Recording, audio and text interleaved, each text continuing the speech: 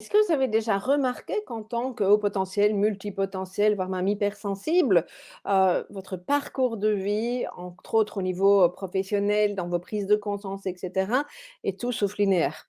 Vous avez pu, passer toute une série d'étapes, vous avez pu, avoir même parfois l'impression de faire, marche arrière, de partir dans tous les sens, d'être, hyper stimulé, de ne plus l'être, d'avoir du mal à faire vos choix, pas toujours simple effectivement et puis parfois vous avez aussi votre entourage qui vous dit que vous devriez, suivre une voie un petit peu plus classique ou en tout cas qui vous fait passer des messages pour, vous emmener dans cette voie-là, dans cette autoroute qui ne vous correspond pas du tout. Alors aujourd'hui, je suis vraiment très heureuse de vous présenter parmi les pépites du congrès de Wans, une intervention de Patricia Lamar, en lien avec la théorie de la désintégration positive de Dabrowski, qui est un nom absolument barbare, j'en conviens, mais néanmoins très intéressant. Elle va vous donner des pistes, justement, elle va vous expliquer ce qui est important pour pouvoir déployer votre potentiel avec, cette grille de lecture qui est, la nôtre. À tout de suite avec Patricia Lamar.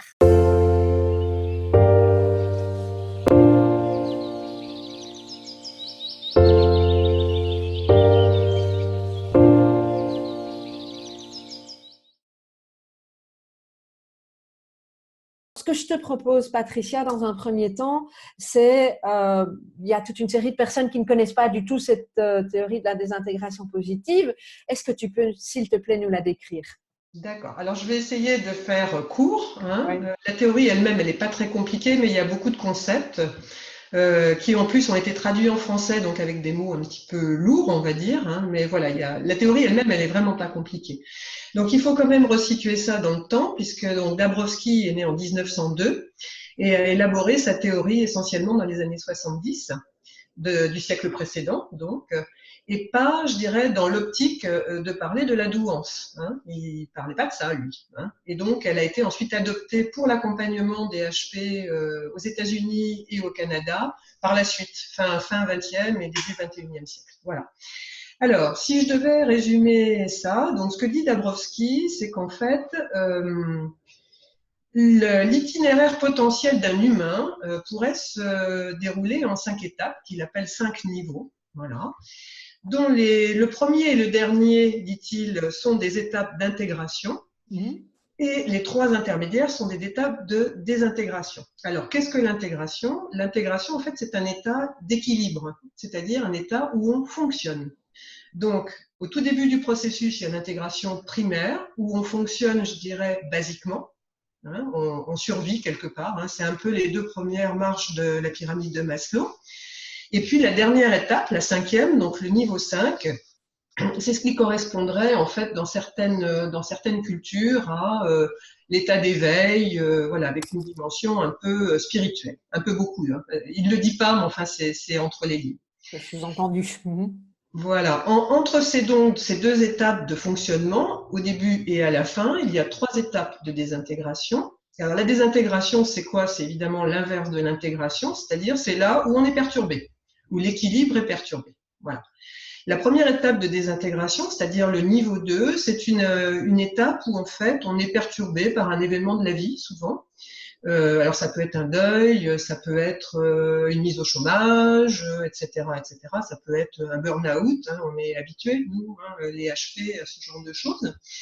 Et alors là, de 2 choses l'une, soit la personne a ce que Dabrowski appelle un potentiel de développement suffisamment élevé pour passer en niveau 3, ou bien le potentiel de développement est insuffisant et la personne revient au niveau 1. Mhm. Alors, il n'y a pas de jugement de valeur de Dabrowski hein, sur c'est mieux d'être en niveau 3 qu'en niveau 1, niveau 2. C'est pas ça le sujet. C'est ça qui est intéressant d'ailleurs, je trouve, c'est que on parle pas de haut potentiel, on parle pas de sur quelque chose. Ce qui va bien à nous les HP parce qu'on en a marre de tous ces trucs-là et on ne s'y reconnaît pas. Voilà. Donc, la plupart du temps, nous, dans nos cabinets, on en reparlera après, ce qu'on voit, c'est des gens au niveau 3. C'est-à-dire, ils ont le potentiel de développement pour aller plus loin. Ils sont munis de ce qu'on appelle, de ce que Dabrowski a appelé les 5 surexcitabilités, qui sont en fait, si on résume, les 5 types d'intelligence. Hein, parce qu'en France, par exemple, quand on teste les HP, on va tester essentiellement l'aspect intellectuel. Ouais. D'accord?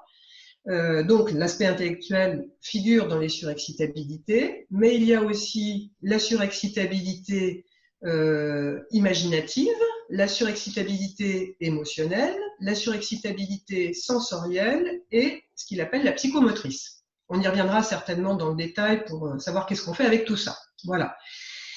Issu de ces surexcitabilités, il y a ce qu'on appelle les dynamismes. Alors les dynamismes, c'est très intéressant pour nous thérapeutes et puis pour les gens qui nous écoutent.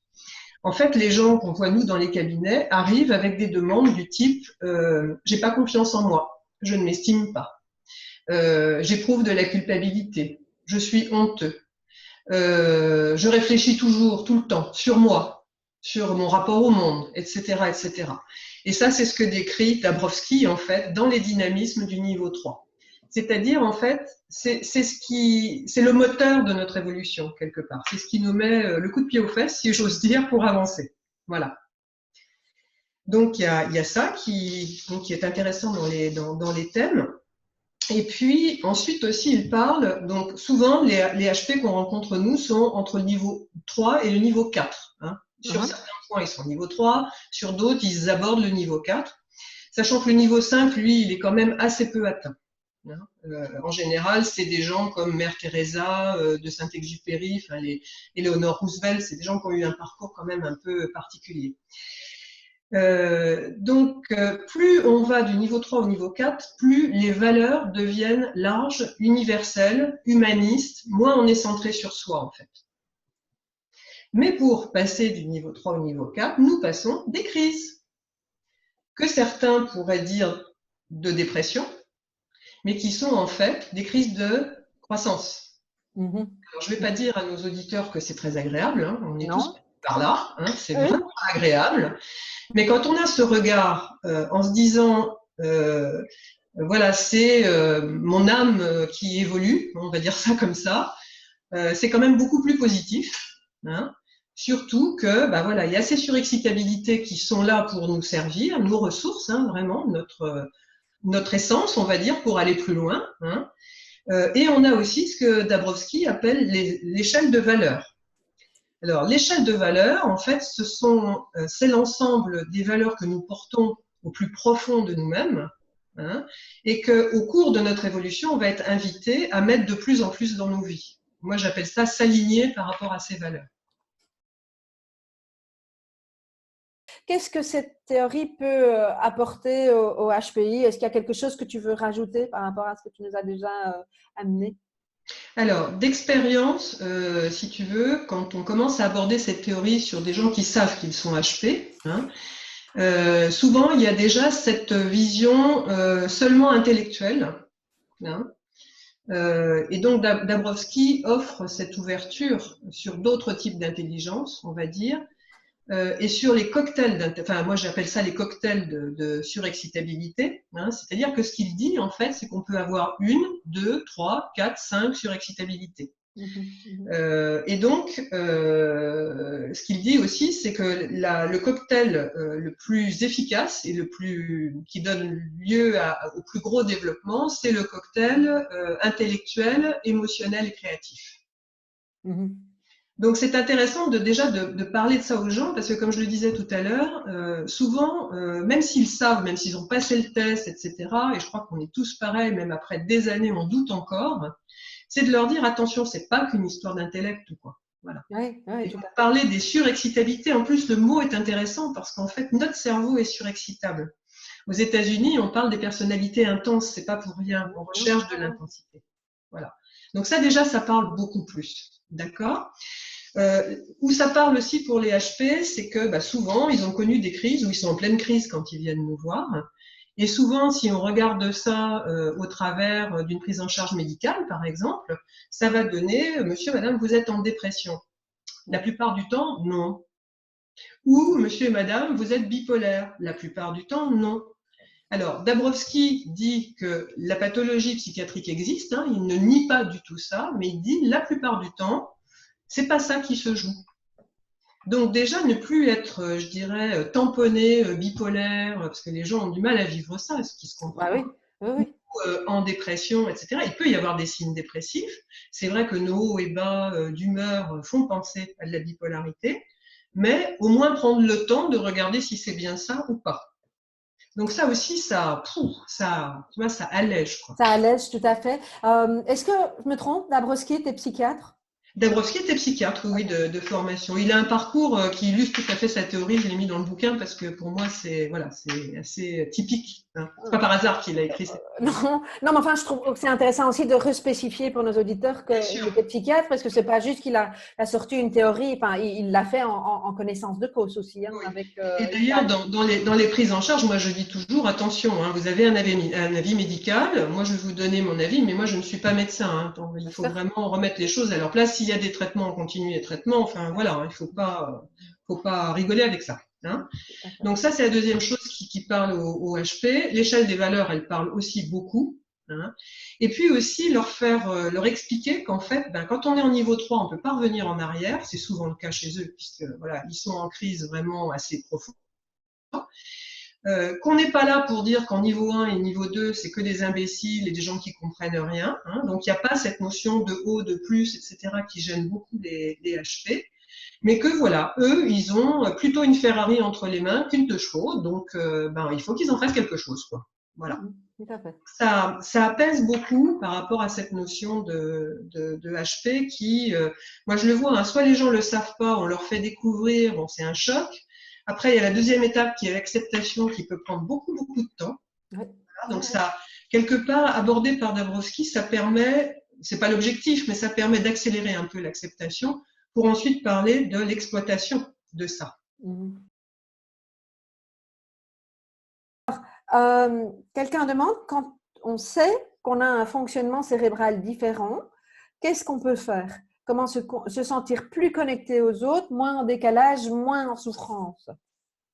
Alors ça, on va rentrer dans quelque chose d'un peu particulier, d'un peu, ben justement, comment dirais-je, paradoxal. C'est-à-dire que à partir du moment où on a fait le point, voilà, sur le fait qu'on est HP, qu'on suit ce que dit Dabrowski, Dabrowski il nous dit quelque chose. Il nous dit, vous n'êtes pas comme ces gens du niveau 2 ou du niveau 1, hein.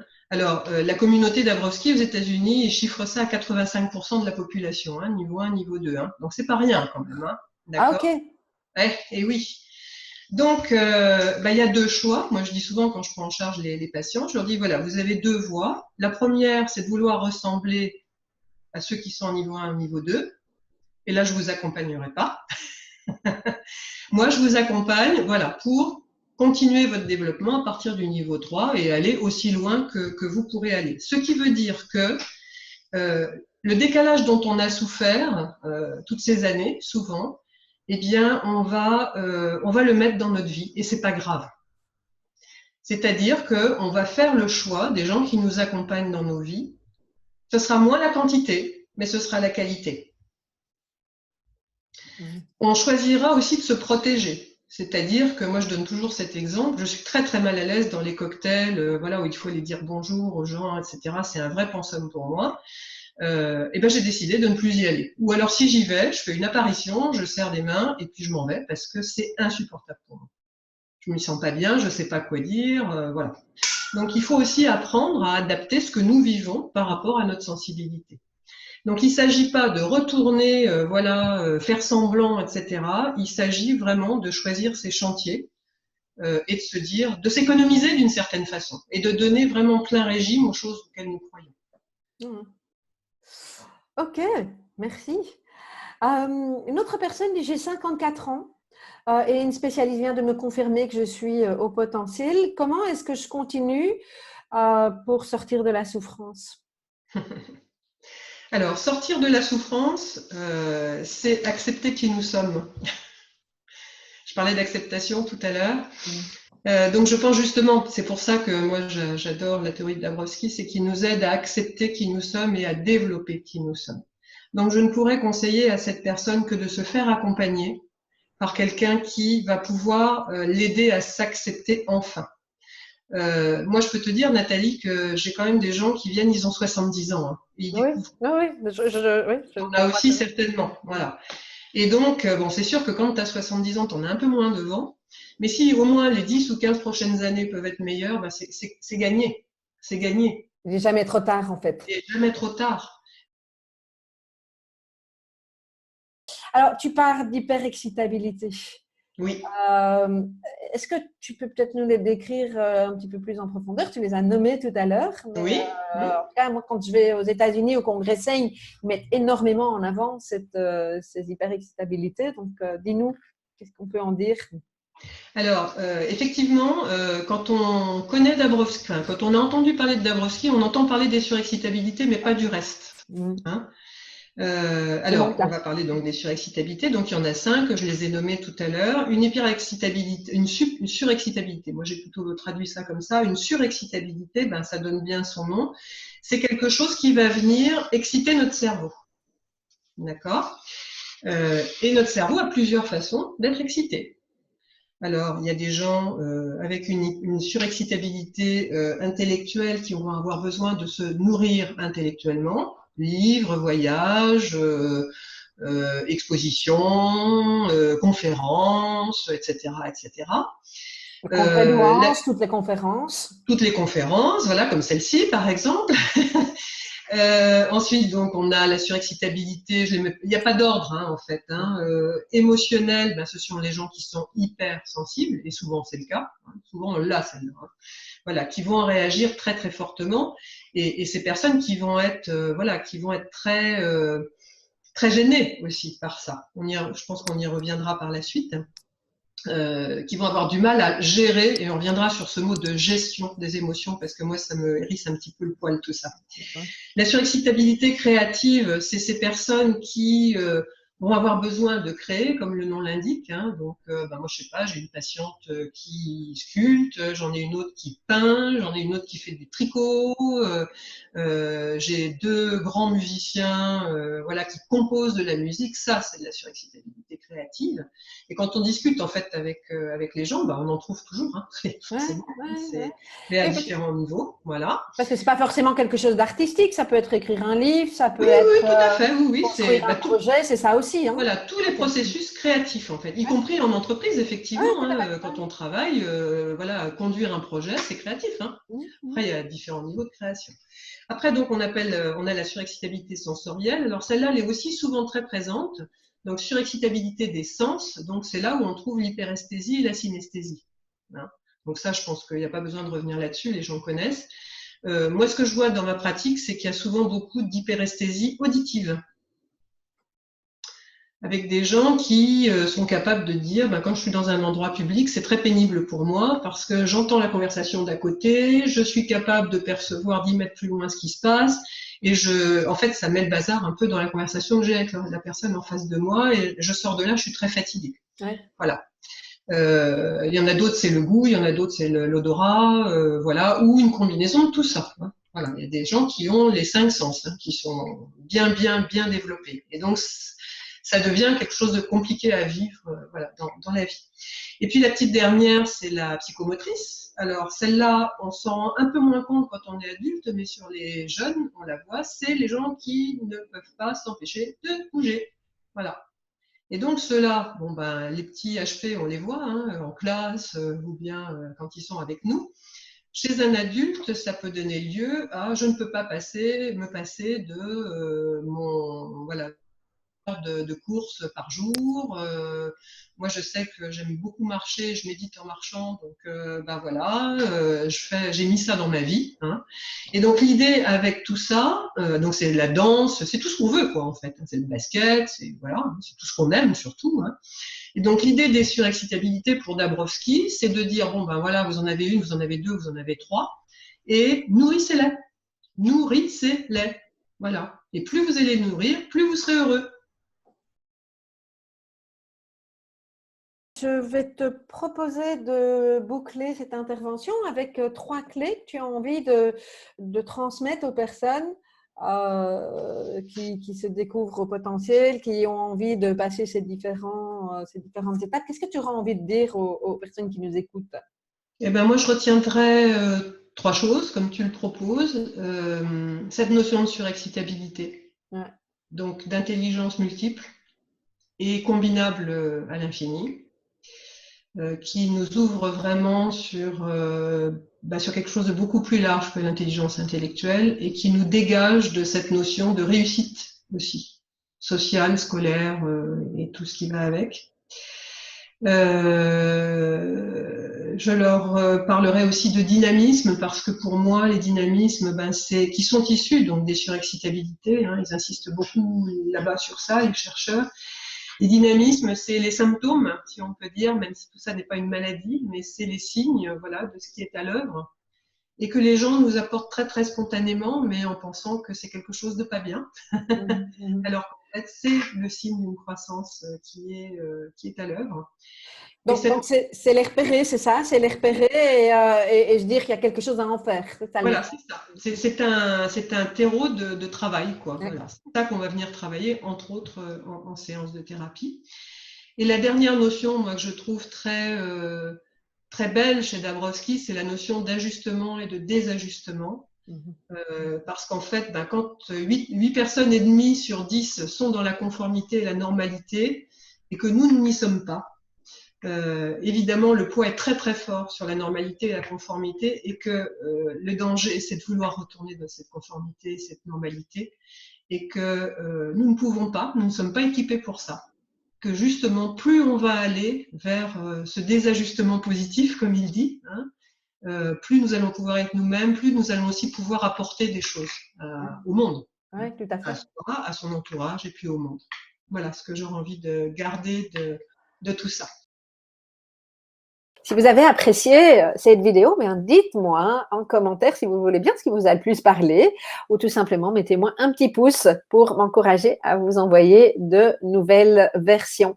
Alors, si vous souhaitez avoir accès à l'intégralité de ces vidéos avec de nombreux exercices pour faire de votre haut potentiel et votre hypersensibilité une force, eh bien, je vous invite à découvrir le pack potentiel qui reprend tous les thèmes depuis le début des différents congrès de Once avec toutes les interviews et des ressources inédites.